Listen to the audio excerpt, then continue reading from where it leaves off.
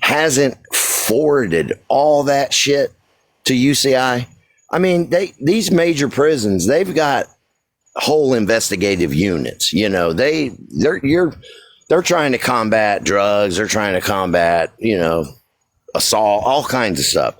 So I just don't understand if he even believed that, he wouldn't be saying it on the phone, because now there's never a chance. I promise you, there's never a chance. They already know he's got a big mouth. They're not going to take a chance and let him get away with something like that. Never. Oh yeah, because then they'll be right in jail alongside him. Yeah, I mean, it's just mind blowing to me. Before this whole situation, I didn't know anything about, that you could get these calls and you could get this and you could get. I didn't know that was a thing, but I think it's opened a lot of people's eyes though, and I think it's going to become a bigger thing, that people start getting all these jail calls and all that, because there's just so much. It's packed with information.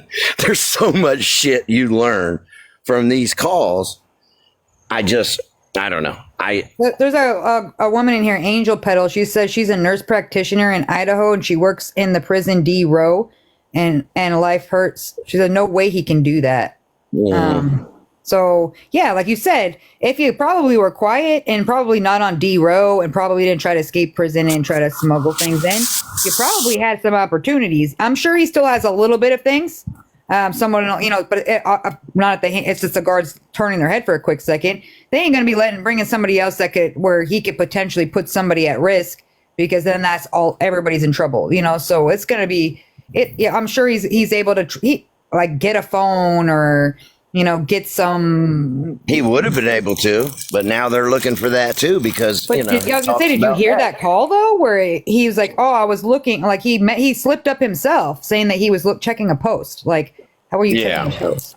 Well, unless he jailbroke his tablet, Well, and that's a thing too. But you got to understand, like this is these couple hundred inmates that are on death row. That is it. There is no higher security level than that. And there's cameras now. A lot of people down here, a lot of people had been murdered, in prison by guards. I mean, it used to be a very dangerous place. And that's changed because now there's cameras everywhere. If they use force on you before they can even touch you, they have to have a camcorder, they're videoing everything. So, they may risk their ass a little bit to make a little extra money with some other stuff, but there is no way in that situation with somebody like that any of these guards are going to risk their ass or their benefits or any of that for somebody like that. You mean 48 hours in a trailer with FYJ? No, that's not a thing in Florida, and it doesn't matter if you're married or not. So, that's not happening. But that's just part of the game. That's giving these women a little bit of hope. And if you really think about it, though, he says it to so many of them. So what that tells me is that's what it's about for a lot of these women. They think there's a chance. Yeah. Oh, so I get on your visitor list and oh man, this is going to be great. We can slide off in the mop closet. No, but that's what it's about. It's not about, I haven't heard one of these people say anything like about you being a better person. Never. It's just a lustful, just disgusting situation. It really is. And it's about that because he says it to all of them. So they've obviously talked about it, and that's what they're hoping for. And that in itself is absolutely crazy. I mean, if that did happen and you got pregnant, then what? I mean, you're accepting to raise this kid by yourself, and this kid's father, he was conceived in prison. And I mean, if you really break it all down, it's mind blowing. It's a sickness with some of these people. We gotta tell these girls straight up, because Rose has faced it firsthand. They ain't gonna help you, even if he is locked up. Yeah, you're still gonna be doing it on your own. The government won't even help. Yeah, for sure. Angel says that their officers have to have body cams on at all times. They cannot be turned off. She has one on her as well. That's crazy. Yeah. And listen, I got out in '07, so that's 17 years ago. There's a lot of stuff that's changed. You know, I do stay in touch with a buddy that worked for me for years, and he ended up getting locked up. And so I try to be there for him and help him out. And he tells me all about the tablets and all. That's all new, you know. That wasn't a thing back then, but I don't know. Maybe they do. I wouldn't doubt if they have to wear body cams in Florida. I don't know for sure. I can find out, but does he sound like different to you too? Like a lot of people were asking, just do you think that he sounds like different than from when you were talking? Besides the stupid conversations, just like in general, like how he laughs, how he talks, like in general, is it like totally not him anymore? I have 100%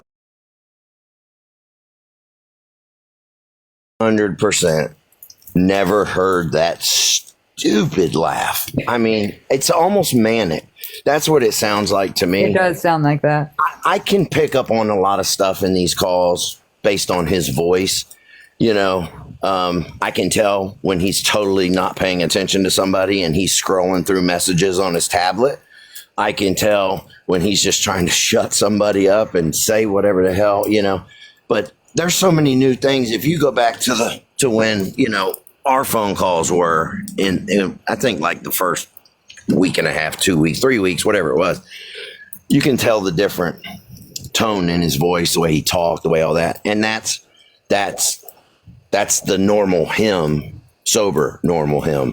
All this is all just part of the game now. You know, back then he didn't have it. He said that on one of the calls the other day. I didn't have nobody. I went years with nobody, you know, nobody sending me money, no, all these message requests and all that. This is all just, this is what's crazy. And that's why I said what I said about he's the puppet master from the jail pulling everybody's strings, because he wasn't doing that before, but he is now, because like I said, the two things in life that he really has cared about as an adult that I know of, money and women. And it's not money like I'm out hustling, making money on the street. Not that kind of money. Yeah. I'm always in and out of jail and I need somebody to take care of me. That kind of money. Mm-hmm. And I've explained to him, you know, maybe when you're out and you're taking care of other people you say you care about, when the time comes and you do get locked up, those people are going to kind of pay you back because they know what kind of person you are. He didn't have that because everybody that's, you know, known him for any length of time, he shit on them, taken advantage of them, done all that. So it's definitely a different him, but it's simply because he's got unlimited funds. He's got somebody doing stupid shit for him out there, and he's got unlimited women reaching out, letting him do and say anything he wants to them. And he knows they're not going nowhere. And if they do, I got 50 more right behind them. So it's sad. That's what bothers me the most about everything. Well, that's the thing, too, is that I've noticed when he's telling these girls, like he's like, listen, I just pay these guards a little, like some money, and they're going to, so it's like now he's going to use that as like, hey, I got to get a couple thousand so we can have this visit. You know, he's going to use that to be able to get more money sent to him, and it'll probably go to somebody. He's definitely a master manipulator. He knows how to do it, and he knows how to work the system. He's like, okay, you send it to this guy, give it to this guy's girlfriend, and then she'll bring it to him. And like, you know, like it's just so crazy to me. Like, how when he doesn't even really, he doesn't get to interact with people besides through a cell. So what is he yelling across the way like, hey, Sam, can you, like, I just don't, you know, I mean, I've never been on D row, so I don't know how it works. You know, I'm sure there's ways, and there's, especially when you have money to drop to people to get things done. But it's just like, how do you even strike up that conversation? Like, they don't even know you, you know? Yeah. Like, they just find out he has money. You know, I wanted on a deep dive. Like, I'm about to reach out in the kiosk to a cellmate next to him and be like, so how does he talk to people? What did you think about the Patreon calls while you sat in the cell next to him? You know, I gotta know. Well, if you think about it like this, most prisons, Officers get assigned to certain cell blocks or dorms or whatever, and that's just their post when they're working. It may be for a year, it may be for 5 years, and it's like that on death row because these guards, they're a little different than the general population guards. So when they get assigned this area, they're typically there for maybe their whole career, and you strike up friendships. I mean, if you're that kind of inmate who they know doesn't cause problems, doesn't do stupid shit that's going to bring heat to everybody, they kind of trust you a little more. You're not that problem that they have to deal with and make their job hard. So those things do happen. I mean, you form relationships with these people, and you'd be surprised. I mean, a lot of things happen. But I wanted to say this too before I forget. At this point of everything, I really felt bad for a lot of these women, and that's one of the reasons why I did have a lot of grace and patience and forgiveness, understanding, whatever you want to call it, with a lot of these girls. But at this point, if you are still choosing to, be in touch with him and feeding this kind of game he's playing, I have zero sympathy for you at this point, because you've been warned. There's been proof. There's been video. There's been audio. There's been everything. And if at this point you're still caught up in that or thinking about reaching out, you deserve everything that happens to you. And that's just how I feel. He's going to drain you dry. I promise you. Yeah, that's what I said. I said with everything out now and all these calls, it's like, come on now. He just went on a global world tour, and then they're over here like, I thought I was the one. Like, now.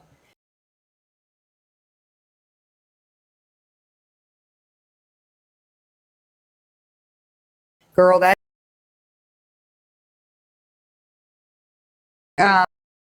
the more recent one where he was talking about how many stabbings he had on his record. Yeah. Is there truth to that? Let me give you an example.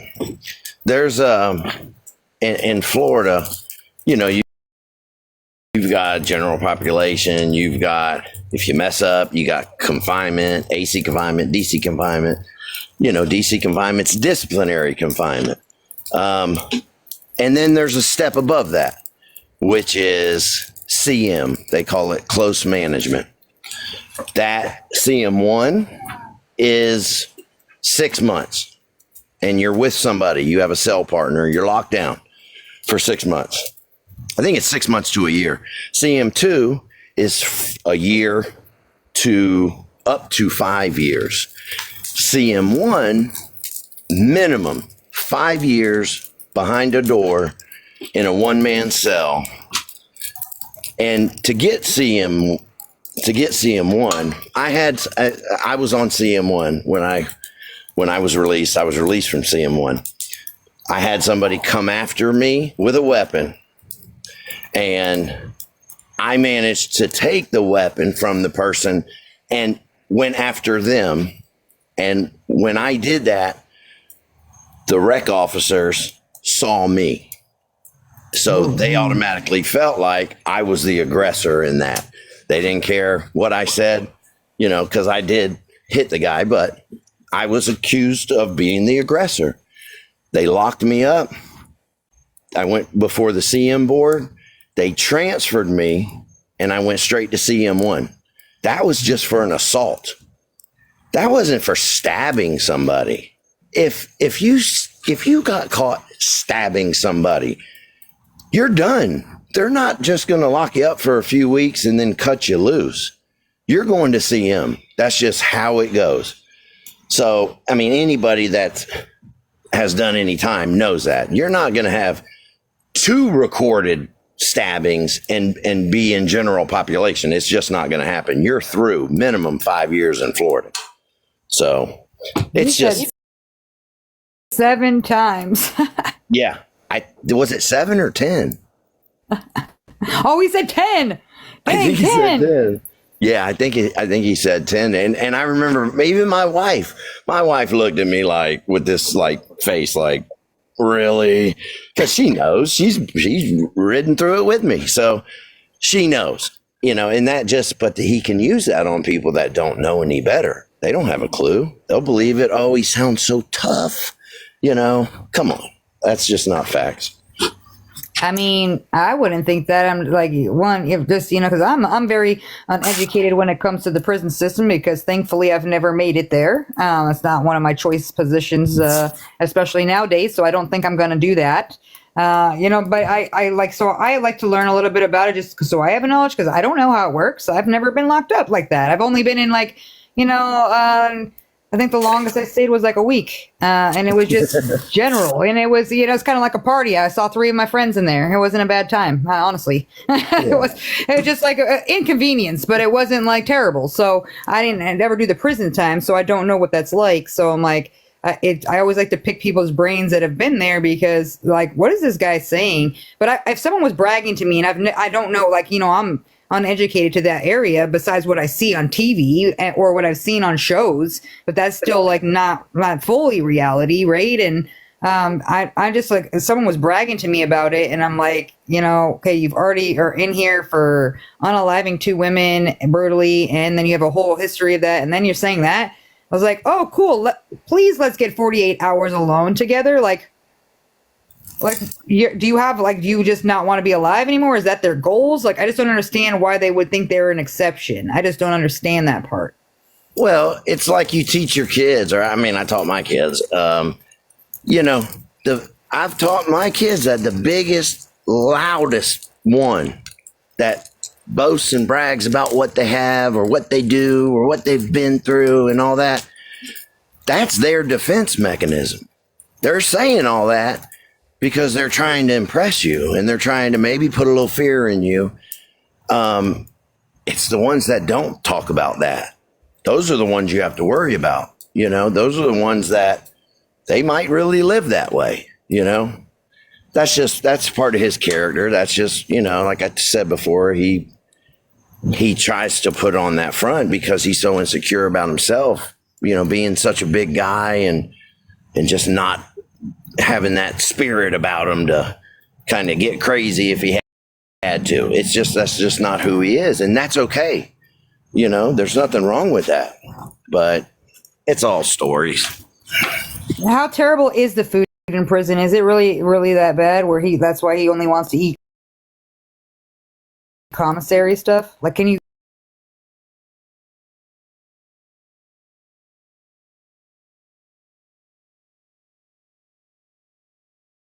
Is it? If you are broke and have nothing, you're choosing to have nothing. They used to do like sausage on Friday night or baked chicken with some rice. It's got all the nutrients you need.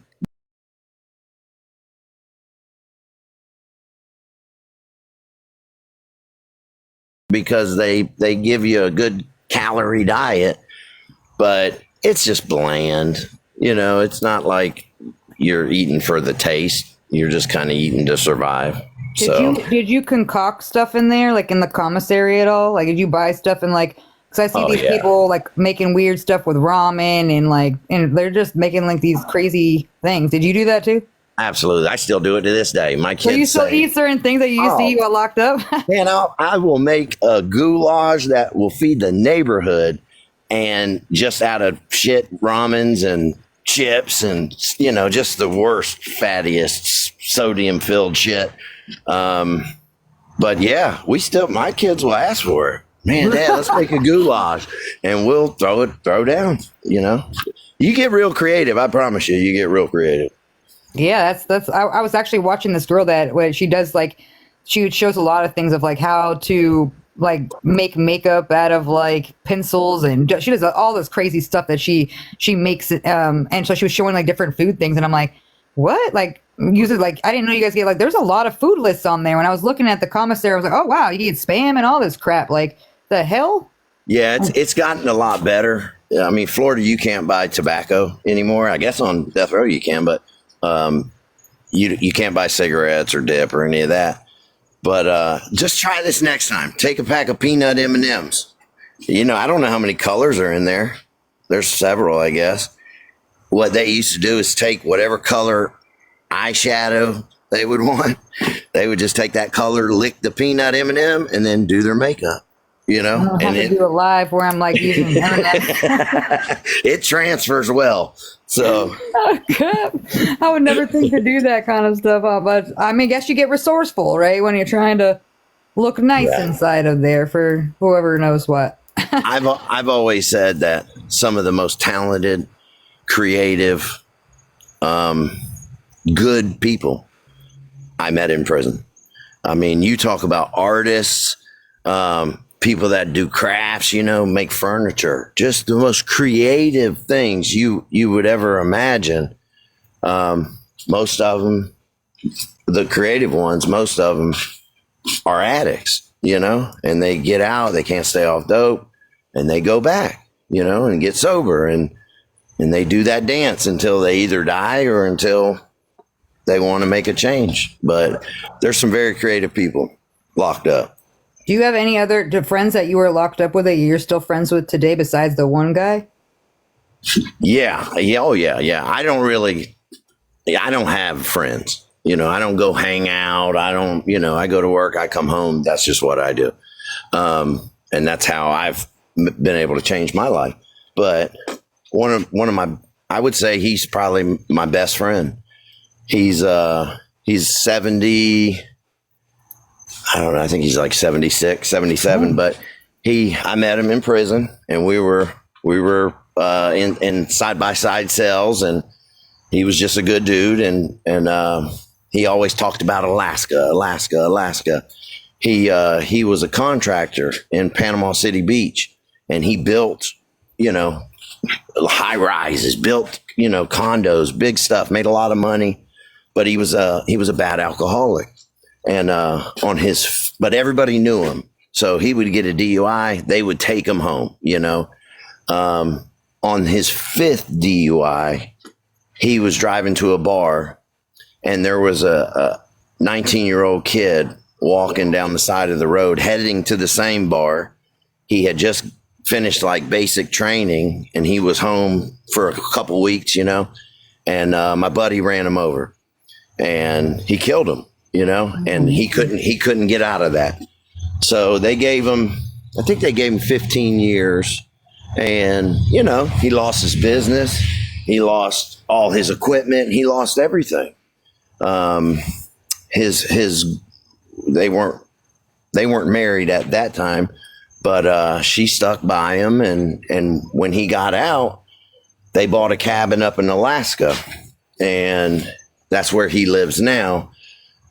We stayed in touch. You know, he got out a few years before me, but he stayed in touch with me. And when I got out, you know, we got together. Him and his wife at the time came down, and we all hung out. And they moved to Alaska. 2 years later, she was diagnosed with cancer, and she died a month later. You know, it was sudden. So now I've got somebody that I would die for, who is like an hour and a half outside of Anchorage in a cabin with dogs, by himself. He's drinking himself to death right now. You know, he misses his wife. He has nobody up there, and just one of the best men I've ever met in my life. Would do anything for me. And I'm stuck. I'm like, damn, I feel like I need to go up there. He won't move back down here. He can't never drive again. So, you know, up there he can ride, you know, snowmobiles and side by sides on the road. They're allowed to do that.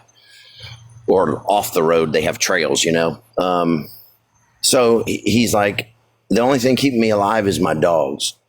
And 2-3 times a week, you know, I sit on the phone with him for sometimes hours and just listen to him cry, you know, because he's by himself. He's alone. You know, I'm like all he has, you know, and he's really like my only true friend that I can relate to just based on our past. And, Melanie's like, you got to go up there. You got to go up there. You got to go up there. And I'm like, babe, first of all, I can't make this man do anything. I can't make him pack this whole property up. And he still owns a house in Panama City Beach. And it just sits there empty because that was her house. And he's like, I can't never get rid of that. So, I'm torn with that, but that's just part of life. He knows what he needs to do. He's got to stop drinking. He knows that. But, great person, made a mistake. He made 5 mistakes, but on the 5th one, he killed somebody. So, Well, and I'm sure a person like that already has it, I'm sure that's a big factor too, because it sounds like it's his big heart. I'm sure that's hard to live with as well, Yeah. Yeah. So. And you don't fly, right? Because that's what's stopping you. You're not a flyer. No. Listen. Or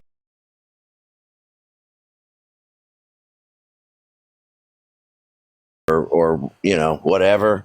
I needed to get on the damn plane, I'd get on the plane. But if I'm not just jumping on a plane to go see a baby. I know they're coming down here soon because they want to go to the beach and do all that. So I'm going to see the baby when they fly down here with the baby. You said to go see a baby. and I can't really miss work. You know what I mean? I missed all the damn work with the storms and stuff. So I just can't really miss work for that. But, That's true. Your wife looks like she's having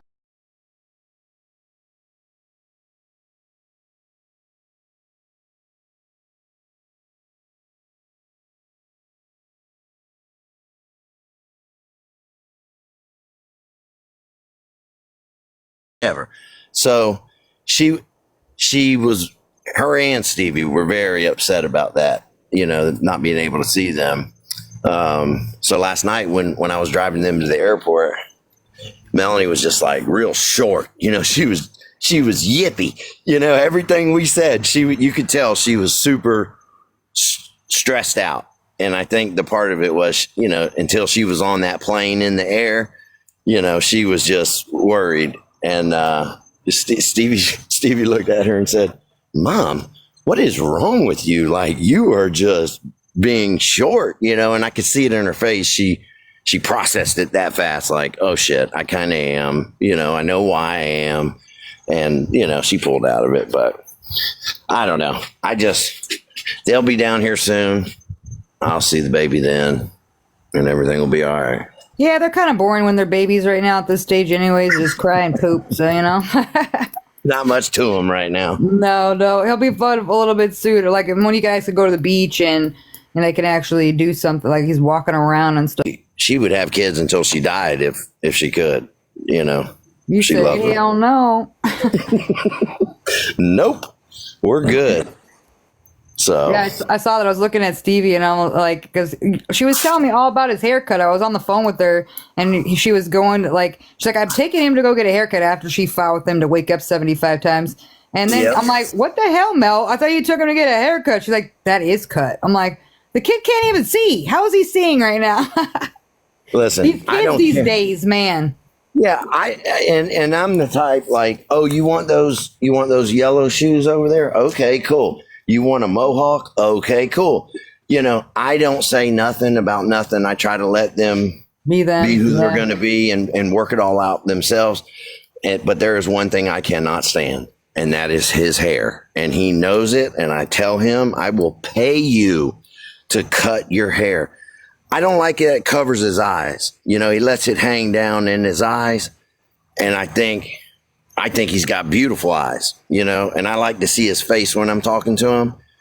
And we spent $40 on that piece of crap haircut, and it doesn't even look cut. I said, what the hell did he do? What'd you waste money on? Yeah. I asked him, imagine what it looked like before. I'm like, oh, dang. To be honest, it doesn't look much different. That's crazy. I mean, it doesn't look much different. It's the style, though, because even my kid's boyfriend came over the other day, and I was like, what's up with your hair? I just said it like that, like, what's up with your hair? I can't even see your face. Like, you have eyeballs? How are you walking? I was just asking him, like, hey, I'm not trying to judge, but I'm real curious how you're driving that car with my kid in it. when you can't even like see through the hair. I can't see your eyes, so that's really disturbing for me. He's like, oh, I can see. I'm like, what? Through the cracks of hair that I can't even see that you can see. Like, Well, yeah, what's the style? It was never cool. He's got his permit right now, so he knows when he's driving, he like kicks his head back so his hair goes back and gets out of his eyes. But he's that boy that I take him to school in the mornings, so I fight to get him up. He gets up 10 minutes till we got to go, and then brushes his teeth, gets ready, and then he tries to walk out of the house with this nest of just madness on top of his hair, on top of his head. And I'm like, no, you got to do something with your hair. Like, you are a reflection of us as parents, and you are making us look bad. As a unit, we look bad because they know you just rolled out of bed. You didn't even put a comb through it, nothing. But he doesn't care. I don't get it. When I was that age, I cared what I looked like. Yeah, I think I was like, times have changed, because like, even like, it was like guys and girls, they all cared about what they were looking like before they did anything. Like, my kid was like that too. She just took her junior pictures and she wanted them. So she's like, yeah, can you buy this package? So of course I paid the money, and I'm like, did you brush your hair? You knew it was picture day. Like, yeah. Like, where's the outfit that I told you that like we got for you to wear? Like, what are you wearing? Right? I mean, I won't get mad because she was wearing a Nirvana shirt, but still, like, girl, like, this is your yearbook photo. Like, what are you doing? You brush your hair at least, like. Well, I watch these kids. You know, he's in high school, and I watch. You know, sometimes I'll take him and he'll jump on the bus by our old house, or sometimes I just take him to the school. But I watch all these kids, and they just look like zombies.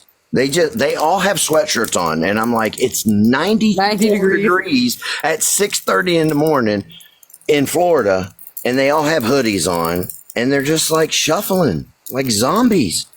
They don't care what their hair looks like. They don't care what they're wearing. They don't care if they sweat all day. I mean, it's just the times are different. Everything is. Well, that's how my kids are. They're in the summertime, they're wearing hoodies and sweats and stuff, and then they're complaining that they're hot. And then in the wintertime, it's freaking -6 with like snowing, and I'm not wearing a jacket. They're gonna make fun of me. I'm like, it's like wind chill. You're gonna freeze to death outside. And they're like, no, you can't wear a jacket anymore. Like, you get made fun of. Like, you get made fun of for being warm. Like, I just don't understand the logic while you're shivering there. And then my kid, can I wear your jacket? Well, nope. I told your dumbass to bring a jacket, and so now you're gonna freeze because this is what you wanted. Remember, you chose this life. Like, what the hell? That's so true. I can't. It really is. I'm like, well, I mean, I remember being a teenager and being like rebellious, or like my parents didn't know anything and I knew everything. I get it. But it's like, okay, now you're just throwing logic right out the window here. You know, it doesn't even make sense. And I'm quite embarrassed as it's 96 degrees and you're in a full sweatsuit. Like, and people are just staring at us. Like, I think people are just like, they're thinking something's wrong with you. Okay. Yeah. Well, I told Melanie, I don't know if I was growing up as a teenager right now, if I don't think I could do it. I don't think I would. It is so hard. And I know firsthand with my son, he's a big kid. And when I tell you these kids will make fun of each other for everything, I mean, hairlines, but they call each other big backs. I mean, what the hell is a big back? But as a parent, I have been so close to dealing with kids' fathers because of how their kids act. And I feel bad for these kids. I have a lot of sympathy for even middle school. Elementary, I think it's probably the same. But high school, man, they will beat each other down. They will beat each other's self-esteem into the ground. And does it affect him though, or is he just like that? He brushes it off? Oh, it bothers him. There's things that bother him, but he knows. You know, we'll sit down. You know, we have a lot of time to talk. You know, and we'll just talk about stuff. And I've always said they can say what they want to say, son, as long as they don't put their hands on you, and he knows he has 100% my support to defend himself. And he knows if you can't do it, I can help you. And I think because of that, because he's got strong parents, who've dealt with their own shit, he knows, we can talk about it and we're going to give them reasonable advice. You can't teach these kids now, hey, go tell someone, go tell a teacher. You can't do that because now they're just going to make fun of you for being a snitch. Now you're a snitch. Mm-hmm. Now you're a snitch. So it's a no-win. It's really a no-win situation for these kids. And a lot of times, like with my son, he's like, Dad, can we just leave it alone? I'm ready to go to war. And he's like, let's just leave it alone, Dad. It'll get better. And, he really, he deals with it better than I ever could deal with that kind of stuff. Well, it's such weird times now too, because it's not like when we were like kids and our parents would go down to school or stuff. Like now, like my kid was getting bullied to the point of like I was literally worried for her, like because she went into a deep depression where I couldn't even get her she wouldn't want to eat, she didn't want to get out of her room, and then I ended up deep diving and finding out through her friends that there was like one specific girl that was just really nasty, and she just didn't want to talk about it because she didn't want to make problems, she didn't want to be a snitch. So she stayed quiet, and so I talked to the school about it because I'm like, I don't want my kid. I'm not going to mention any names here, but what are we doing here? Like, and she's like, well, you'd have to tell me the kid's name. And I was like, are you going to call the parent so I could talk to the parent? Because I want to talk to the parent, and they won't even let you do that anymore. They will not let the parent come down to the school and you and the parent have a conversation because they said, we can't do that before, like, we would need some sort of police mediator, and they won't do that. Like, why? Why does it have to be violent? I literally just want to know how we resolve an issue before my kid ends up hurting herself because this kid's an asshole. So then it got to that point where I'm trying to think of everything without causing conflict for her. I'm teaching her how to fight in the yard. I'm like, okay, so like somebody, don't let her push you. She puts her hands on you. You solve that. And it was a battle where it's like, what's the right thing to do in this situation? Because I've tried everything without being like, okay, I'm gonna like go snitch her out, and then now nothing happens. My kid's got to go still sit in the same class with her, and now everybody's making fun of her for it. It's a worse situation, so you don't want that. I know. Even when we were kids, snitches get stitches. You never did that stuff. So I get it, but then it was funny because I was like, well, you could have picked the wrong mom because I found that kid, I found her grandma, I found the mom, showed up at the door, and I said, if your kid bullies my kid one more time and I find out about it, I'm going to be here every damn day of your life and I'm going to bully you. She's like, I got fibromyalgia and I don't like, that is your threat. I'm like, well, tell your kid because I'm not playing around and my kid is not going to go to school and say anything. So I'm just going to react to you. Since you don't know how to control your kid, I don't know how to control myself. So you tell me which one is better. And it was funny because the girl kind of left her alone for a little while. And then when in front of her friends, my kid just clocked her. Then the school calls me and I'm like, well, I told you to keep an eye on her. I didn't. She's like, you should have said her name. And I'm like, what would you have done? It still would have happened at the end of the day. So I'll take my kid out right now. We're going to go out to eat. I'm going to get her whatever she wants. We're going to go celebrate because she finally defended herself and no one bothered her ever again. But she did get like a 3-day suspension, which is messed up because my kid wasn't the aggressor, but because she still defended herself, it was a problem. And I'm like, so we just let kids just get bullied and get like picked on and get beat up. And then when they react, they're in trouble too. That doesn't even make logical sense. Like, where the hell are these people allowing this to happen then? You got to be having more people or more resources if you're going to do that kind of stuff. Well, the way I always deep dive into stuff. And if you think about, you know your kid. We all know our kids. If you're a good parent, you know your kid. And you know if your kid has that personality to kind of be that bossy bully type, you know that. Oh, yeah. And if you don't fix it, that's on you. But we're responsible for our kids until they are 18 years old.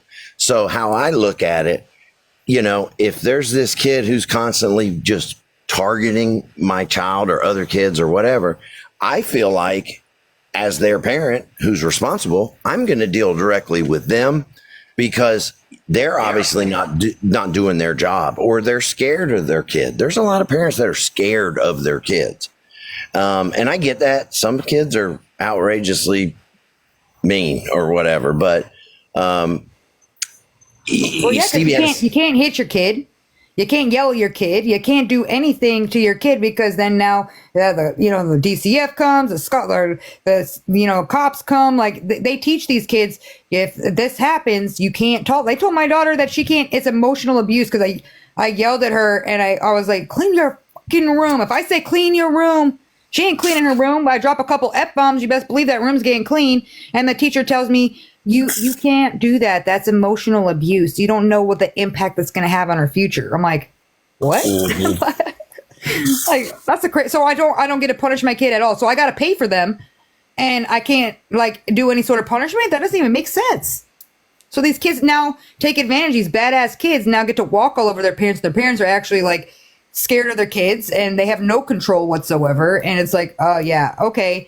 That's not going to happen. I tell my kids and instill them every day, especially because they're teenagers and they got emotions and hormones and they act crazy. I will go to jail. Try me, because I will drop you real quick and teach you a very valuable lesson. Probably be the best night's sleep I've had in a while, because no one will bother me. So, try me.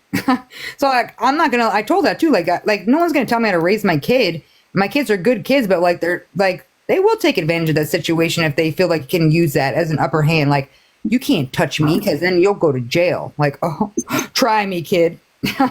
Yeah, I'll tell you how brazen these kids are. We went to last year. We went to a football game at a different school. It's a real well-known school for their football. So we went, and a lot of kids from my son's school go to that school or go to those games. And so just him and I went. We're watching the game, minding our own business. We're up at like almost the top of the bleachers. And, I'm a very observant person. I'm always watching everybody, everything. I'm everywhere. I should be watching the game, but I'm everywhere else. So I already saw this group of kids. And they were kind of glancing up at us. And my son, he's watching the game. He's not even paying attention to any of this. And these brave little badass kids came and sat like 3 or 4 rows in front of us. And every now and then they'd look back and laugh or whatever. So I'm already ready to like do some Jackie Chan shit off the top damn thing, I know my body can't handle that, but I was ready. So one of these little punks literally got up, walked down to the stairs, and then walked up to our row, and then came over and stood right next to my son. And I honestly don't even remember what he said. It wasn't anything too crazy, but I know it pissed my son off, and it really pissed me off.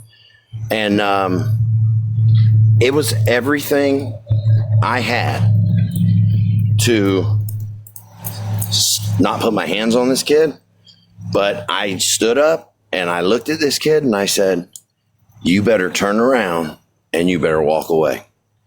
And all of his little friends, they all had their phones out. They want to record everything now and post it online. They all had their phones out. And as soon as his little coward ass turned around and tucked his tail, they all put their phones down, got up, and walked away. I can handle it as an adult, but these kids, man, I think of it from my son's point of view. He probably was embarrassed, not because of what this punk kid said, but because he said it in front of his dad. Mm-hmm. That probably hurt him and embarrassed him. Like, damn, this is my dad, and he's going through, he's got hormones and emotions and all that at this age, so his mind's already going crazy.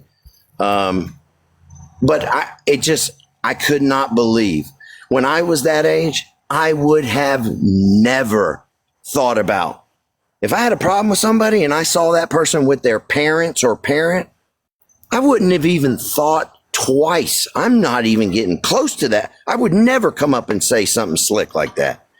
But that's these kids now. Like, they are on another level. It is true. It starts pissing me off, though. That's why I said I will hit a little kid. Try me.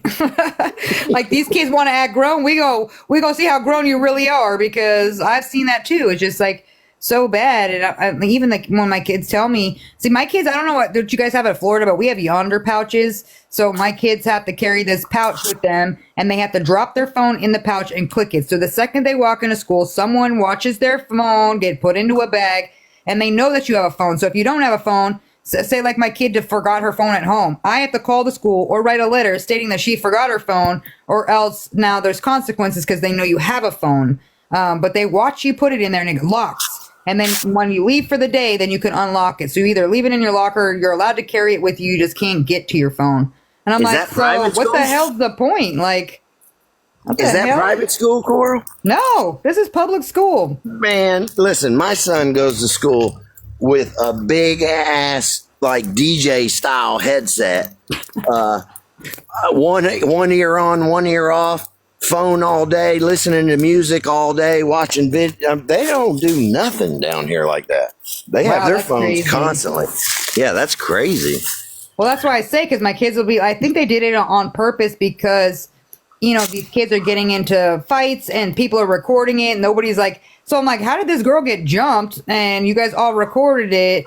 And where was anybody around? This was in the middle of the hallway. Like, there's no teachers. There's nobody. This was a long fight here. Like, this is crazy. And so she was telling me that, like, right, because there was so many and so many kids calling, and magically the school got a don't. So this is my other kids that are there, because we have two high schools. One's a tech school and one is a regular high school. So the two that are at a tech school, they had these like a couple years ago, so they've been doing it. But my other daughter just got them assigned this year. So it's just been like frustrating because I'm trying to message her, and before she would wait till like lunch or a break or in between classes, and she would text me back. And now I'm like, oh God, like I'm trying to tell her that I'm not going to be there and somebody else is going to go pick her up, and I can't even get a hold of her. You can't call the school because they're like, oh yeah, no, we're, you know, we cannot relay that message unless it's an emergency. So then what the hell? So I'm like, this is so, I was up there, I Googled how to break into yonder pouches so that way I could tell the kids. I'm like, I'm about to go buy the magnets so you could use it, because that's the whole thing is most of these school like shootings or stuff that happens like that, it's been because of these kids that are seeing something they call before anything even happens, or while the second it happens. It's never the school reporting it first. It's always a kid that's had a cell phone. So it's like, those cell phones are important. Maybe get better, like, you know, better staffing or something going on there. Or how about like put it out to, what I wish they would do is put it out to these retired vets. And there's so many of them that would love to protect children. They have nothing to do. You can just have them walking around the school. They'll keep them damn kids safe as hell. Like, they ain't letting nothing happen on their watch. And they wouldn't even charge any money to do so. So I just wish they would think of other ways, because it ain't working. And you take away cell phones, and I already, like, you guys could have like when my kids do these like drills, and I'm like, you know, practice like your safe hiding spots. But this is what I want you to do. Go to this little spot right here, break this window, and I'm gonna meet you right here on the side road. Like, don't be a sitting duck and doing what they're telling you. This is what you're doing, okay? I don't care what they do. We're not doing that, okay? Like, that's how we're getting out by any means necessary. You practice the drill, but when it comes down to it, there's a real go-to, and it ain't that one. Like, we ain't sitting ducks up in here waiting for something to happen to you. That's a dumb drill that their teachers were telling them, like, hide behind your desk and stay in place. Like, no, I'm breaking out the window and I'm going at the kids in the hallway. I don't see them outside the window. I'm getting out the window, and I'm like, why do they teach them these like stupid things and then take away their phones? It just makes me feel uncomfortable, because I'm like, why do I pay all this money when they can't even use the phone? What is the point? Like, why don't you punish the kids that are getting caught on their phones? How about that? Like, why does everybody got to be punished for it? Why can't parents say, you know what? I don't want to do this yonder pouch. I want to sign and say that my kid's not participating. It's not happening. Either your kid has to leave their phone at home, or they have to participate. If not, then there's levels. So the first time they get a written warning, the second time they get an in-school suspension, the third time they get, I'm like, what? Why are you guys stricter on the damn phone than you are on kids bullying? That doesn't even make sense. Like, ugh. We got, you ever heard of Grady Judd? No. The sheriff, he gets on and he does those press conference where he talks about, you know, we'll kill you graveyard dead. And, you know, he's that He's like his daddy was sheriff for like 30 years before he became sheriff, and he's that sheriff that's like teachers carry guns. You know, if we get a call, we're not sitting outside the school waiting on backup. We're going in the school. We're going to, like he's a very proactive sheriff. I love him. I think he's, That's awesome. He's all about protecting your property and protecting your family. And so our schools there are some schools where these, there's an organization down here. I can't remember the name of it, but it's all retired veterans, and they've come together and they just sit outside schools, like there'll be two at one school and they just sit across the street. They don't have nothing to do, and they just watch the school, trying to catch somebody, trying to do that kind of craziness. So I feel pretty safe with these schools. You guys are also in a red state too. I'm in a blue state, so it probably explains why they're so different over here. They're very like Massachusetts is definitely very uptight about a lot of things, and they're very like my kid. They have furries at their school. They're the ones that like if they want to be a cat, they could be a cat. Like what? No, I had a whole conversation with the school. We actually had a problem because my kid got a call home from school where the teacher told me that my kid was bullying, and I literally lost it. I was like, what do you mean she's bullying?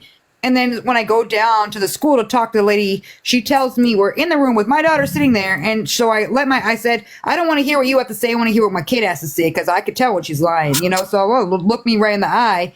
And she's like, Mom, girl wears cat ears every day and a cat tail. She climbed on top of her desk and she's meowing. And so the teacher calls on her and asks her to respond and read something. She says, meow, meow, meow. And so the kids all start laughing. Teacher says it's not funny, that she can't do that. So then the teacher just stops all that noise and then picks on my kid and says, okay, you have to read that. And here goes my smart ass kid. Well, why do I have to read it if she doesn't have to read it? Like, she should have to read it too. And she's like, we're going to talk about this later. We don't do this. And she gave her a whole lecture about making people feel bad about themselves. And I sat to the teacher and said, are you serious? She's not wrong, because I can't bring my dog to work, so why the hell is there a cat in the classroom? Like, that doesn't even make sense, because we got to teach our kid logic. When you want to be a cat in your goddamn bedroom after school hours, I don't give a shit. Be whatever you want, kid. But in reality and at work and at school, these are education. We ain't doing that shit. That's fucking weird. You need to teach your kid. They're not 5. Like, the kid's going to get made fun of even worse by it's not like the kid has problems. That's just their lifestyle. Okay. That's like fetishy and weird, and I don't think that should be tolerated. And it's just my opinion. I'm sorry if your kid's a furry out there. Don't be writing on Reddit about how I'm picking on furries, because that's weird. That's weird shit. Okay. Well, Stevie has there's a few. I thought it was fuzzies, but yeah, I guess your furry's right. Fuzzies. Oh, you got fuzzies. We got furries. No, it's probably furry, but in my head I was going to say fuzzy, and I was like, that doesn't sound right. But he's got a field cricket at his school. That's what I said. I said, what the hell is a field cricket? I'm trying to figure it out myself. What is a field cricket? Yeah, I don't know. He really couldn't explain it either. Like, every day the kid dresses like that? Yeah. I mean, we had some gothic people, and we had some people that wore some choice things, but like, not like barn animals and crickets. Like, yeah. Heck yeah. That's weird. Yeah. And then it's like, you look at your kid that's just like normal, and they're like, you're getting bullied, but Mr. Cricket Boy over there is doing just fine. Like, I don't understand. Well, but there's a lot of times there's things that put stuff in perspective for me, where like I see things or he tells me things, and in my head I'm like, you know what? Maybe his hair ain't that bad. I can accept the hair in his eyes, because it could be a lot worse. I could be dealing with. He's a cute boy. I was looking at the pictures that Mel sent earlier, and I was like, well, he's like a good mixture of both of you guys. And he does have really pretty eyes when you could see them. Today was the first time I ever saw his eyes. I didn't even know that he had eyes until today. Yeah. And his cheeks, even like Charlie, we were all like, his cheeks, I just want to like squeeze his little face. I know. You can't do that anymore. He's too old. You can barely hug him now. You know, he's like, yeah, they're too cool now. Just way too cool for. Don't even tell them that you love them. They're like, God, don't embarrass me. Like, oh, I'm sorry that love is just so embarrassing. Like, geez. Yeah, he's a good kid. I'm thankful. So that's awesome. So it's not like, has it been nice and peaceful? Is it weird not having anybody home? Relaxing because you don't have. No, shit. I relax either way. No, I miss them. You know, we get to talking shit. You know, we're just that dysfunctional house where kids come over, people come over, and they're like, "Damn, they really talk like that to each other." You know, like we don't pull no punches. I'm like, get your fucking ass up and go clean the damn bathroom. You know, that's just how we communicate. So it's just me and the animals now. It's a little quiet. That's all. I say, you must be bored. That's why I was looking. I'm like, I'm real shocked he hasn't been on a German live yet. No, I'm just out here messing with this fire. So I know I can hear the little crackles. It sounds peaceful and relaxing. I know. And that's the other thing. You ever think about, I'm going to say this and I got to go.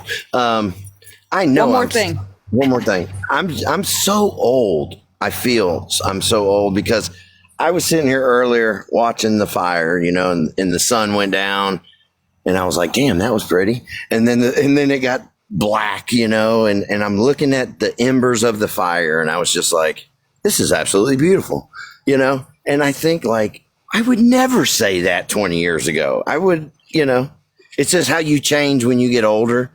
You know, you look at, I just look at shit differently. I'll stop and watch birds now. You know, what the hell am I doing? They're just flying through the air and I'm just watching them. I just appreciate, I don't know. I just appreciate a lot of shit.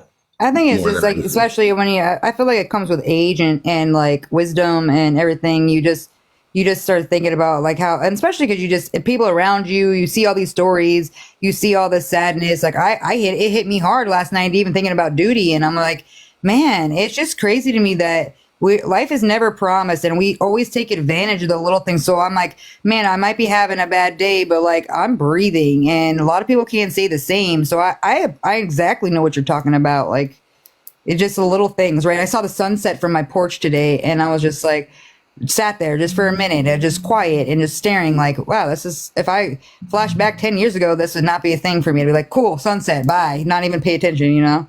Now I'm just trying to like enjoy the little things that we don't know if we'll get to see that again or not, you know? Yeah. Wait, does your son have a TikTok? He's got all kinds of accounts. Because I see some right here. It says that Steven, and it says, stop talking about my hair, Dad. Oh, I don't know if that's really your son or if it's just someone messing around. Oh, I don't know. That'd be something he would say. So yeah. You don't like you talking about his hair? No, that was him. He just shot me a text. Oh, it was him. Oh, crap. I said, bye, Dad, in the comments. So I can't see, he's watching me. They're watching me. Yeah, he is. He's watching you right now. Stop talking about my hair, Dad. They're keeping an eye on me. Well, I know Mel would be because the girls always send out that when I'm live or something. So I know Mel would be. We're watching you, always watching. Yeah, from afar. Well, listen, I'm going to say this, and then I got to go finish this fire. And I know he's listening. I just hope that my son knows. I know sometimes I catch myself, and I'm like, son, listen, do this, try that, and I'm trying to guide him, just from experience. And he's like, oh, okay, Dad. I could tell he doesn't want to hear that shit. But I just hope 20 years from now, 10 years from now, that my kids can look back and realize like the shit I was telling them is just facts. It's just the truth. I'm just trying to prepare him for the type of people that are in this world. There's mean people, there's hurtful people, there's nasty people. And I hope he hears that. And I hope he knows that, Yeah. Did you hear that, son? Did you hear what your dad, you hear that fire that he's spitting? He's rolling his eyes right now. Oh, he's rolling his eyes, but you know what? I know he knows deep down that he's very fortunate. Like you guys are great parents, and obviously because it shows in how he is as a child. So you know that's how you could always tell when the kid is a reflection. I mean, not all the time, because some kids just like one kid just goes rogue, but you do everything you can to try to do that for them. But you got really lucky. I hear that all the time from Mel too. Like he's a sweet boy, except for when you guys are yelling at him to get up. I hear that all the time. Get up. Yeah. I'm not going to tell you again. We're going to be late. Well, I can say this, and then I'm going to go. Then one more thing. I already take Stevie as a success, as a win, because at his age, I was having a child. I hadn't been to school in a year and a half. My mom was dying of cancer. You know what I mean?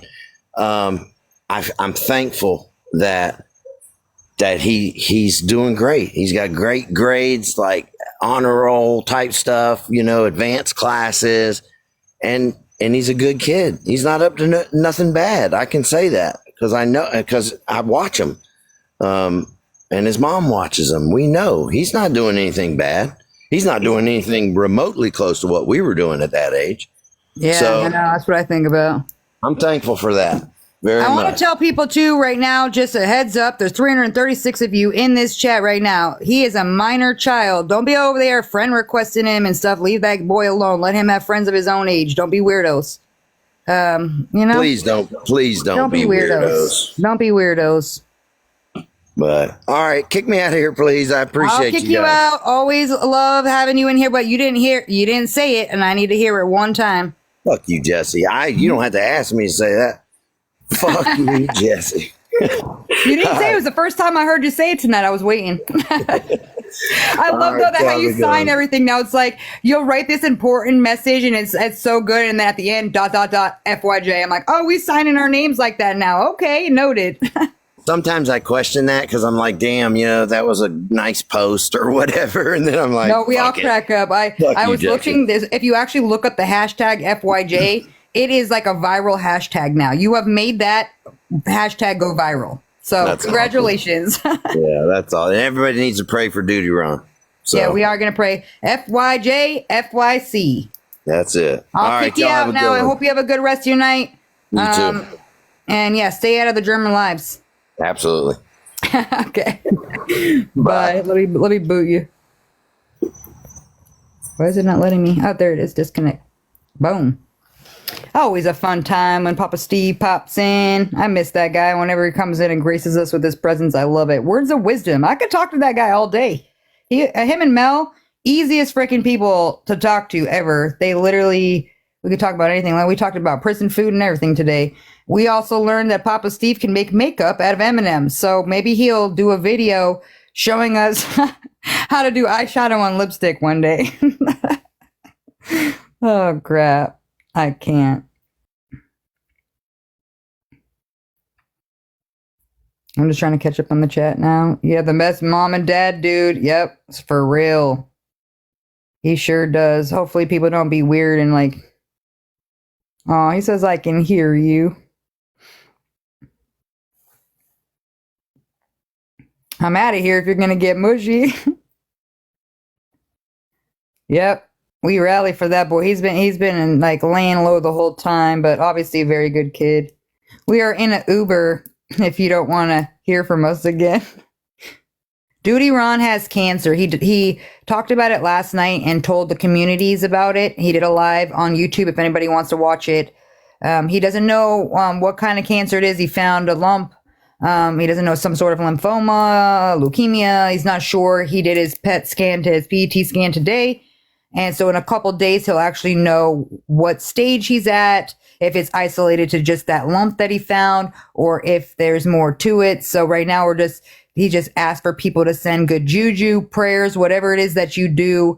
Hopefully he caught it at the early stages and they're able to go hard on the treatment, because the poor guy, as soon as he told me that, I was just like, dang, man, why is it always the good people? It's always like the best people, I swear to you.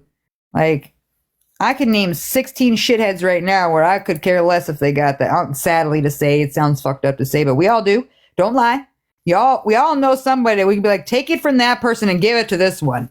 Because they got karma and we're just going to help it out. But like, not him though. Not her. Like, it's like, why? Like, my boss is like Mother Teresa. She's like probably I've never had a boss in my lifetime that is like her. Like, she's so amazing that I love her so much. It's insane. I could literally be like, I can just come out right on my face and be like, you know what? I'm fucking tired of this shit. Cheryl's pissing me off today. She's being fucking lazy, just like that. And she'll be like, you know what though? Cheryl might just be having a rough home life. So just stay away from her and I'll just take her out of what you're doing so that way you don't have to worry about it. Like, why are you so amazing? And she has multiple myeloma, non-treatable. Just buys her some time. And I'm just over here like so sad because a woman is always positive, no matter what she's going through, no matter how she feels, all through these treatments she's been going through. And you could tell by looking at her sometimes she ain't feeling great, but she's still such a beautiful, never complaining person. And I'm like, I just want to take it from you and give it to Jesse. I'm so sorry. Like, why you? Why? Koral, I heard a saying, when you pick flowers, you pick the best ones first. Oh, Sarah, that is insane. I like that a lot. But I don't, because I'd stop picking the best ones for that kind of shit, okay? Pick them for good things, not for the bad. Pisses me off for sure. I know, I'm sure everybody was pumped to hear Steve talk. I'm still going to keep pushing him. I'm hoping that he gets a YouTube going. Because listen, we could listen to that man talk all day. It doesn't even matter. Right now, I wanted to kind of steer the conversation into something different. Because, Wade's a little played out. He said what he had to say, but let's move it on. I was kind of curious about what kind of foods he makes. Now I want him to make me that goulash. Like, Mel, you still on here? How's that goulash? Because he's saying the kids like it and everything. And I'm like, I want to try some goulash. Does he make it in a trash bag? Like, I got to know. I want to try it.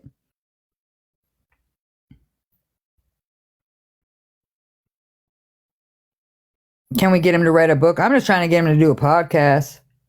You miss Papa Steve? No, Crystal.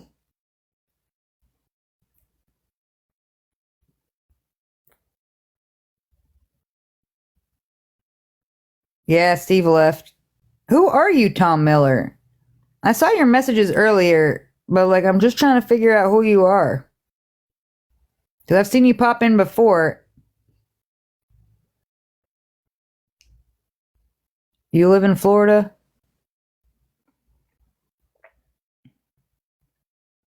Well, also letting you guys know, if you watch the Duty Ron special, if you haven't, from last night, he gave the Koral Light community such a beautiful shout out. He shouted out to the mods. He shouted out to the team and the community. He loves our community. He thanks all of you guys and your support and your love. And he's like, TikTok has been a drama-filled place, but I love your community. And that to me was like, oh, we're just we're merging his good community with our good community, and it's just a big powwow of love and great people and respectable people, and I freaking truly love that the most. It's worth everything to me, over anything else, to have people that are very respectful. That guy, was there for 9/11. He did a lot of things, for he's actually been through cancer before, skin cancer from 9/11. He's got plenty of stories, and he covers every true crime case. He's had Gabby Petito's parents on his lives, and he's had Melanie Little. If you guys don't know Melanie Little, oh my gosh, fangirling over here. I love me some Melanie Little. And I see him they're like BFFs, and I'm over here that's so awesome. What a good connection, because these people have the background. I'd rather talk to someone who is a retired cop who has been doing it their whole life, or detectives, defense attorneys, prosecutors. I'd rather talk to these types of people, or forensics. Those are the ones I want to ask questions in the true crime community. It's not like some other dumbass with a phone, I want somebody that that's the value. We have other people that we could use for different things, but his community means a lot to me, because there's a lot of people that have the crazy backgrounds that can actually get us answers. If they don't know, they find it. Love that. Oh God. Who's calling me from somewhere? Louisiana. Who's calling from Louisiana? Is one of you calling me from Louisiana right now? I'm not answering it. Tommy and Mila, actually, are they live yet? Can somebody confirm? Are they live yet? Or are they going live at 9? Duty Ron, did you hear me talking about you? Did someone tag you? Because you just came out when I was just talking about how great your community was. I don't know if you heard of it, but at all. But I wanted to give you a shout out. And because I was just talking about yesterday how you gave the community a shout out. So I let them know that even in everything you're going through, you gave a shout out to the community and the love and everything else that you got. And we're here to rally for you, Duty. We really want like the best. We're hoping that your scan today, you know, everything's going to go decent and you'll find out sooner rather than later. Oh, you missed it. No. And you missed Papa Steve. He was in here for like a good hour. We were talking about prison foods, like what he used to make in prison. We also found out you can use M&Ms to make makeup. So that was interesting. You can make eyeshadows. So I was just trying to talk about something other than Wade and kind of hear different things about him. We talked about bullying in schools and not being able to parent. We talked about actually his son popped in, his youngest one, and Mel, and so it was kind of cool. It was a different vibe, not so only about Wade, you know. I like people to get to know him other than just the negative side. I appreciate you all supporting me during this uncertain time for me. Hey, listen, if anybody's gonna kick its ass, it's gonna be you, because you already been through enough. You've been through a lot, and you always are doing stuff and rallying for other people and praying for others. And that does, I believe in that good karma coming back. You've already beaten cancer before. So hopefully it's at an early stage and you're going to come back and hit us with some, you know, no matter what, it's not going to be the greatest news because you still got a battle, but let's just hope that it's something that's, you know, has a very high success rate and you caught it at the early stages. Either way, we're here to fight with you. Anything you need. Guys, follow Duty Ron. He's actually trying to grow his platform on TikTok as well. So if you guys want to hit that, he said cancer should be afraid of you, Duty. So true. But if you guys want to hit that smash button for him, Steve has been communicating with me about my cancer. He has been a true friend since I spoke it. Yeah, actually, he's been signing instead of just FYJ, he now puts FYJ, FYC. So now he's, you know, saying that too, like not just Jesse, cancer too. So cancer is Jesse. So I guess they're one and the same. So, you know, I love that. The guy has a huge heart, honestly. Anybody, I honestly want to fly to wherever these people are that talk crap just to punch them in the face, because like, how do you not see how amazing this man is? He's got a big heart. And it goes to show you that, yes, he's been through some shit times in his life. He's made some bad decisions in his life. He's spent some time in prison, but I've met so many great people that spend time in prison and have changed their life and are just the most amazing people. So that's why I say you can't always judge, but yeah, you can when you don't have remorse and you don't do anything to change your life and you don't grow from something that you did. If you're constantly doing that, yeah, but I love that man so much. And I'm hoping that you're feeling the love of the community and you're feeling all that support. I'm sure you were messages deep on that video yesterday, because I was just like, man, that chat was flying so fast. I could barely keep up with it. And I was just overwhelmed. I got emotional reading some of the things that people wrote to you, or how they're battling it. They're currently themselves, or how, you know, they lost somebody. And I'm like, man, this is just so touching right now. I've never been so moved in a live ever. It was so touching.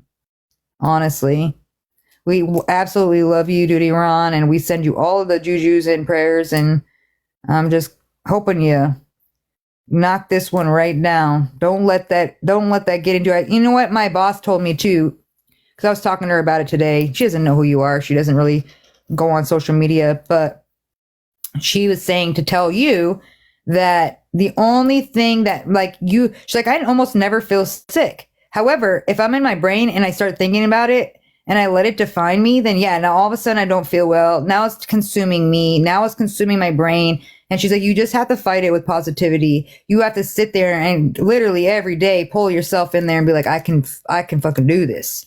Oh, are you in the box? Hold on, wait. Let me bring you in. Let's bring you in. And let me pull you up because I have the screen's funny. I need to make the screen. How do I bring you? How do I, okay, here's the microphone, camera, expand. Okay. No, I don't want that. Oh, geez. Yeah, I wasn't trying to do that either, but I was trying to do side by side and it wouldn't let me, let's try.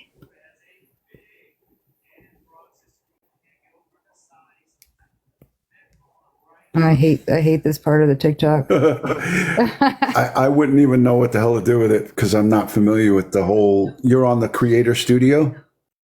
Yeah, I'm just in like clicking on you and it brings up like a let me see, it says shrink. I feel like I'm taking up too.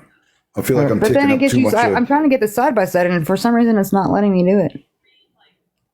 Well, you're not on camera right now anyway, so you could freely speak. Yeah, so I'm just so I had the PET scan today, so I'm radioactive right now. So I'm sitting in my hoodie and my sweatpants, and I'm just chilling out in the living room watching the Dodgers and the Yankees. I want the Yankees to kick the Dodgers' ass. Oh, the true New Yorker. Yeah, I'm fucking pissed that they knocked out my Mets, but so I'm in Massachusetts, so I'm gonna say the Yankees ain't my favorite, and I can't. How do you deny Mookie Betts? That man is like the freaking greatest. The Dodgers got a beast of a team, but they do have a beast of a team. Anyways, but when a New York team is in the World Series, I got to root for the Yankees. I'm a Yankee fan. That's true. I got to do it, in true New York fashion. But to all my Dodgers fans, wish you guys luck. So I just wanted to make a couple of things. I did. I really appreciated not just you guys, but I appreciated the love from all of the creators, like JD Delay and Pablo, and like a whole bunch of other people who were, just in that chat last night. And that chaplain that I brought in there, there's a whole story with him, the guy Bob who said the prayer. I don't know if you were in there for that. I left and then I came back, but I rewatched the whole thing today. Okay. All right. So for those of you who watched or watched the replay, when that chaplain came in, so a lot of people don't know this, but when I responded down to the World Trade Center, my cousin Ralph, same last name as me, he was a journey foreman, electrician, working like his second day at the World Trade Center, but he was like 7 years on the job, 30 years old, 2 little kids at home, an infant, and like a 18-month-old boy, 2 boys. And it was the second day there, he got killed by the terrorist. He died in the World Trade Center.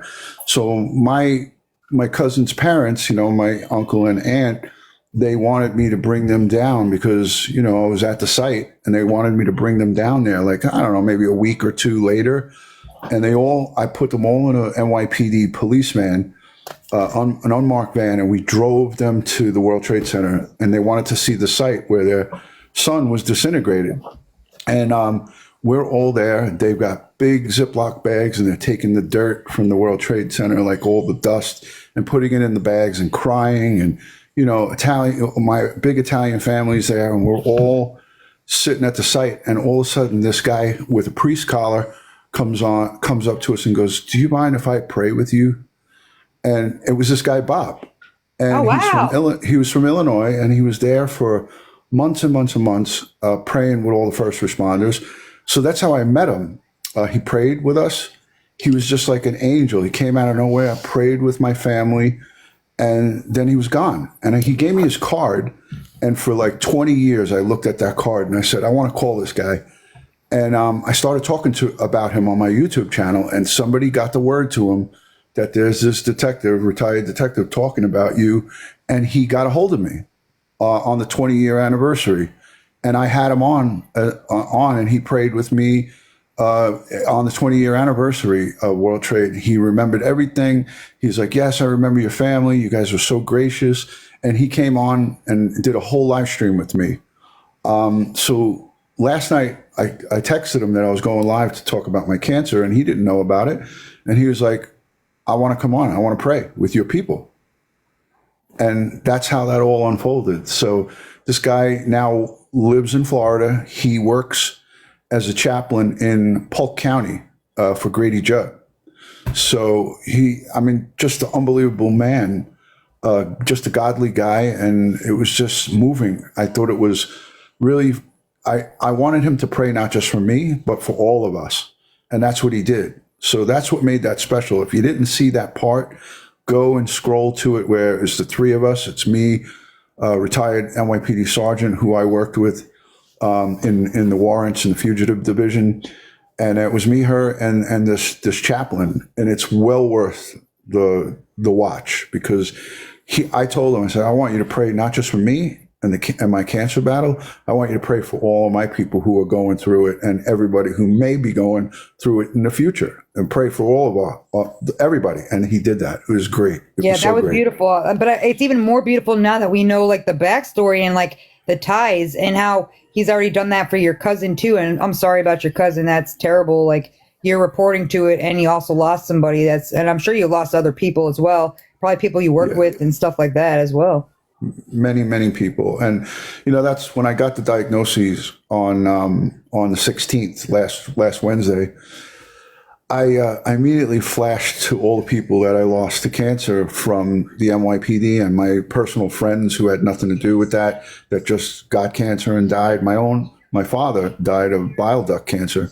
And so just like everything flashed before me, and it was just really surreal of what, getting that. Like I had the cancer from the skin cancer, but there was no chemotherapy. There was no radiation. There was none of this seriousness to it. They just cut it off. They cut, I got 17 stitches in my head one time. I got, another bunch of stitches in the back of my head. So I've had like 5 or 6 of these little bouts of cancer, skin cancer. But now to have this is like the real deal. And, I got the PET scan today, and I won't know probably till maybe tomorrow or Monday when it goes in my portal. So I'll get to see it before my doctor gets to see it. And we'll see. I'm just keeping my fingers crossed. I like what Crystal says. She says, cancer is a word, not sentence. You got this. Yeah. I mean, my doctor told me that 30 years ago, if you got this diagnosis, you'd be a death sentence. But modern medicine has changed so much, and the therapies for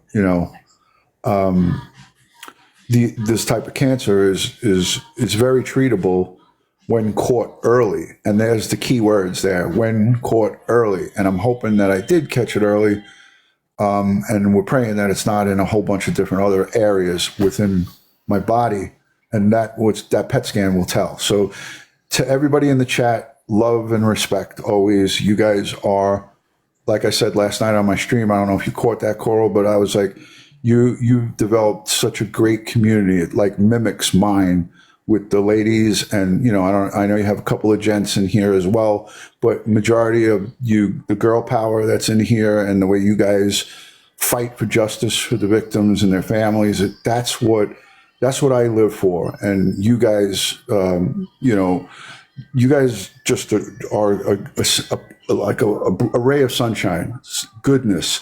And I made it clear on the live. I called you guys out, the mods here, and all of your people who are, with you and locking arms. That's the kind of stuff that I like, to be around. And I couldn't not bring that out because I saw, how when I said to you, hey, would you share this? I'm going to do this. And you were like, consider it done. And I love that. So I appreciate you. Oh, listen, I think we're all devastated by that news. And it was something that I know that's what we were about. And that's exactly what you're about. That's why I said the communities are so beautiful to merge them. I've had people that joined that are part of your community said, hey, I've been, riding with Duty Ron for a couple years now, but I started watching you because he's been talking about you, and ever since like I guess Mila's when she was on there, I got some people from there, so they like our community too. And I'm like, I love it because everybody's feeling at home no matter which way they go. And YouTube and TikTok are two different worlds, and it's kind of cool because now you have both, and we're all both kind of like seeing, on both of them now. But I gave you a shot before you came in, and we were saying the same thing of just like how beautiful it was, and how everybody rallied, and how what a touching. I've never been so touched on a live in my entire life. Like I went through all kinds of emotions and was just like, this is so beautiful. And like yesterday, I didn't want to make it all sad, but it was my dad's birthday, and he raised me since I was little, and he passed away 2 years ago, and it was all on the same day, so it was just overwhelming of emotions already for me. So I'm like, oh my God, what a beautiful moment. I needed it because it was just to see everybody rally for you. It was just so amazing that this is what we do. This is why we do it. Or when it's our turn or something happens, God forbid, we rise up and we rally, and when we say we write at dawn, we ain't joking. This is the serious stuff that we're about. We're not here for the drama and the aspect of that. We're here to actually be there for people at the time of them needing it, Yeah, absolutely. And I saw in the chat people saying the Sarah Boone verdict is in. Let me just say this, and without even seeing it, I guarantee you it's going to be guilty. I got a feeling, I just have that gut feeling that she's going to be found guilty on all charges. What is it, chat? Let me know. Somebody Google it. I know it's guilty, but like, what were the charges? So yeah. Manslaughter, open and shut luggage. It's so I don't know. I haven't been watching it because someone said open and shut luggage. Yeah, that's correct. It wasn't an open and shut case. They're waiting for someone to come back. Okay, yeah. So I don't think it has come down yet, but it looks like they're saying that. The girl who does the editing on my videos already texted me, and she's like, "Hey, boss, Boone verdict is possibly coming down." So, so I just got that message while I was on here with you. Huh? Oh, wait, it's in California. Where's it at? No, she's in Florida. When are they? She's in Florida. She's in Florida. So. Isn't the jury done for the day? They might, obviously not. People are watching court TV. They might be working overtime to get this. Most juries like to not let the weekend set. They like to try to, unless they're at an impasse, But I think they were all on board with this one, and they probably said, "Let's work throughout the night so we could be done with this and go home." Well, like Massachusetts, like they ain't playing around, and the jury, it's like because I was watching that Karen Reed trial, it's like 4 p.m. and Judge Bev, Auntie Bev over there is like, I'm out. I'm out of here. They said that they got permission, I think, to go till 9, 10, or 11. Wow. I don't know. There's a lot of different things. So judge gave them permission to keep going. And look, they want a verdict, but they don't want them to rush it. But it's indicative that everybody's on the same page. When you have a bunch of people that are disagreeing, then they're not going to just say, "Oh, let's just give this so we can go home." I think that they're all in agreement, and that's a good sign for the prosecution and for the victim here. This guy was zippered up in a suitcase and then mocked by some psychopath and then hit when his hand was coming out of it with a fucking baseball bat. I mean, come on. You have to see her too, because she's literally like staring at she's smiling at the jury. Like she's like I said, like she's at a beauty pageant, like, hey, pick me. Yeah, she's a female version of Wade Wilson. She's a danger to society. She's a killer and would kill again if you crossed her. I mean, so she just didn't like him. And yeah, they were both volatile with each other in their relationship, hitting each other, getting drunk. The common denominator is they were both drinkers, and they both would get stupid, sloppy drunk. And she beat him, he beat her, and it doesn't give you the right to kill somebody. So at the end of the day, the defense brought in the big guns and tried to say, well, guess what? This is battered woman syndrome and blah, blah, blah, blah. But when she videotaped herself mocking the guy while he was dying, that to me is the seal of the deal right there, and she's slurring her words and everything, but like there was definitely intent in that, like that's crazy. Yeah, he's telling her I can't breathe, and she's like, "Oh, that's your problem." Oh, I would love though to have somebody, did he not, like he wasn't even moving in the suitcase videos, like I'd have been flipping around, flopping around. Like that suitcase didn't move while he was yelling. So I'm like, The guy, they were both drunk. They both drank two like huge big things of wine, and that's confirmed. They both shared this big thing of wine, or two of them, and he was 5'2", 103 pounds. So. The guy's a small, teeny guy, but it is what it is. Listen, I'm going to run, but I want to just say thank you again to all of the Koral community. You Koralites are awesome. Keep on being you. Keep on doing what you're doing, and don't let the trolls and the people who are gonna. When you're successful, people are going to knock you down. They're going to try to knock you down, and that's I've seen that on many different levels. It happens to me. You got to have a thicker skin and just ignore these people, because they want to get a rise out of you. And by people coming after you for doing something good, that's on them. So people will see right through it. People that are good will see through it. You want to weed your garden, Koral. So when you got these shitty people, just block them and move on. Smile and wave. I always say it. So thank you guys. Thank you all for we appreciate you, and we're going to keep sending those positive juju and prayers, and we'll be anxiously awaiting to find out. Hey, do you use that on my chart too? Because that thing, I do. I swear I find out information more first there before I find it for my doctor. Yep, that's what I said. I'm going to get the results before my doctor gets it, but hopefully I won't be able to read the results. I'll be able to see the imaging, but I guess I'll be able to read the report. But a lot of times the reports are kind of, like a lot of technical stuff, and the terminology that they use is not my language. So it's like, but hopefully I'll be able to know what it is. But at the end of the day, like, it's Friday night and they didn't upload it yet. So I don't know if these people work on Saturdays or how that's going to happen, or maybe it'll just be Monday. So we'll see. Keep my fingers crossed.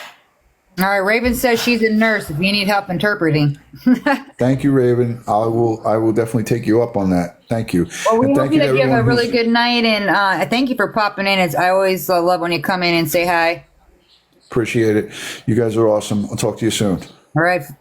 Talk to you soon. Waiting for an update. I love this. So we already had Steve in here. We had Duty up in here. Let's not have any crazies though, okay? Like I need like a crazy free night. As crazy as we're gonna get right now as I'm on this live. No camera movement yet. We're waiting for this verdict over here. Yeah, you know what it is, Crystal. I'm already in a bad mental place, I come out here and I was having a good time, and then it's just always something. What? I feel like I'm on here with friends. The fact that a kid has better logic than some of these adults is true. They are. Dad, do you like Whoppers? Dad, do you like Whoppers? People give what they can afford. It shouldn't be a matter. Yeah. Do you like Tootsie A protection spell and a return back to sender. Yeah. I need that for sure. Binding spells like the craft bind you, Nancy, to do harm against. Dad, little guy. I will gift you white sage. Or Oh, this is so much. Are you going to school? yeah, Dad, this I'm is definitely gonna go. I'm gonna get off of this thing in a minute. What, dude? Look how much candy this is. That's ridiculous. You can take the Kit Kats too. You know, like Kit Kats. I love Kit Kats. You can take the Reese's. I hate Reese's. You have heard enough through the things got difference once you got some Oh my god, Dad. of your mods, but you need them. Have heard though that things got different once you got some of your mods, but you need them. Well, I don't know. I don't even. Cheeseburger la. Dexter's home. Cheeseburger la, boom boom. Cheeseburger la. Cheeseburger la, boom boom. People with negative energy are harboring all that inside their bodies. It's not good. It's true. FYJ, FYC. I think people are jealous because victims and others feel more comfortable talking to you than them. Yeah, but they don't, these guys don't do interviews. Like, they just don't. Oh, God. Look at you, look at me.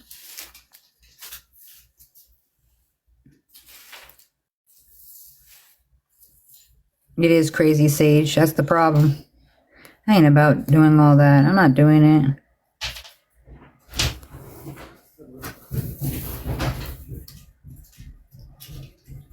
I didn't watch the whole video at all. I'm just looking at this chat. Coral, have you ever checked out a book titled Cotton Mass Murders 1973? No. That sounds interesting. Hold on, let me write that down. Is it like, can I get it on like like a Kindle? Like one of those Kindle books? Cotton Mass Murders 1973. The grandma Kindle I don't books? know, but I ain't doing that to people for sure. You ordered it on Amazon? Okay. The energy in here is always top tier. That's why I come. Thank you. Koral Dexter, so beautiful. Go figure. Thank you so much, ma'am. I appreciate that. Even when I look bummy and don't have makeup on and my hair's crazy and my depressed era, I appreciate it. I just finished. Don't let them break your spirit. Next subject. Don't waste any more of your energy. I need to wear an evil eye. I'll take them out of the trash. Oh my god, I hate walkers. Those are absolutely disgusting. There's something wrong with you.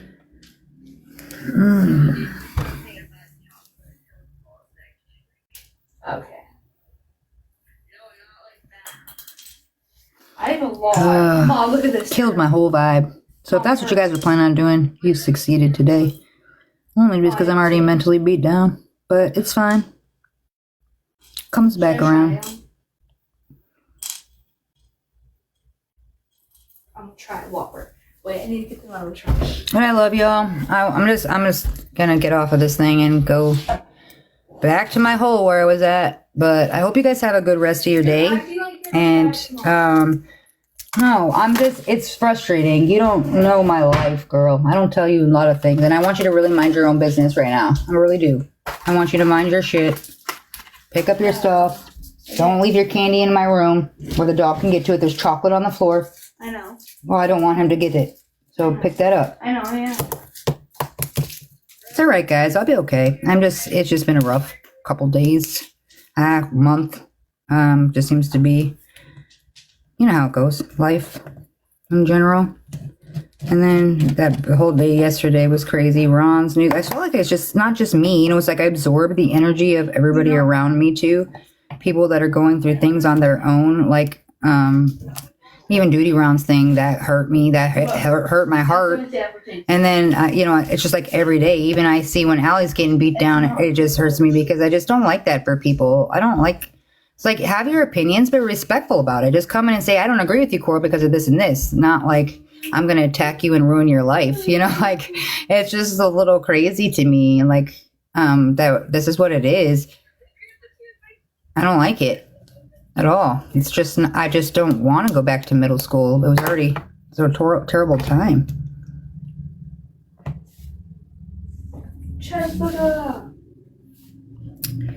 I miss you guys, though. I'm going to get off of here. Hope you guys have a good rest of your night. I'll probably come on tomorrow. I'll keep you posted. Hopefully I'll be in better spirits. But I'm going to go relax. You know what I'm going to do? I'm going to go put on a Halloween movie and watch something. I'm going to hop in your bed. You ain't hopping in my bed. You were already in my bed yesterday, girl. Oh, that sucks. I'm hopping in your bed. She's not hopping in my bed. But I love you guys. I hope you have a good rest of your night. And I'm going to watch the movie for the video, but probably on my own. I hope you have a good rest of your night, guys. Talk to you soon.